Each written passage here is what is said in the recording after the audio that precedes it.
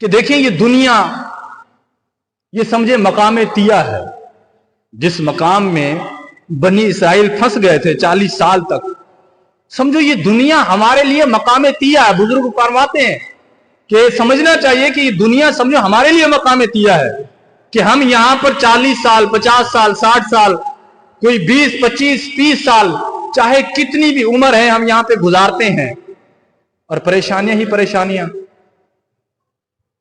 انسان ہے جب زندگی آتی ہے بڑا ہوتا ہے تو اس کو پریشانیاں یہ تو لازمی طور پہ آتی ہیں۔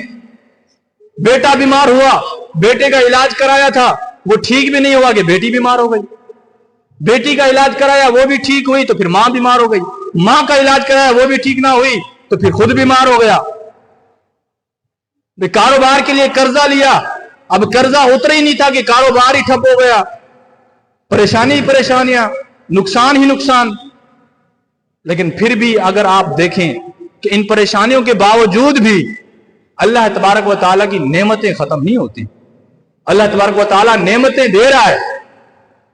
اور یہ جو ہم پر پریشانیاں آ رہی ہیں یہ ان کا سبب کیا ہے، ان کی وجہ کیا ہے، ان پہ تو غور کریں نا ہم۔ اگر ہم اس دنیا میں پریشانیوں میں پھنس گئے ہیں تو اس پریشانی کی وجہ کیا ہے، غور کیا ہے، کس وجہ سے ہم پر یہ پریشانی آ رہی ہے، کس وجہ سے ہم مصیبتوں سے نکل ہی نہیں رہے۔ وجہ تو ہونی چاہیے کچھ۔ تو سب سے بڑی وجہ جو ہے آج اگر ہم اس دور فتن میں پریشانیوں میں ہیں، مہنگائی میں پھنسے ہیں، بیماریوں میں پھنسے ہیں، غربت میں پھنسے ہیں، سب سے بڑی وجہ ہے اللہ تعالیٰ کی نافرمانی، اللہ تعالیٰ کی نافرمانی۔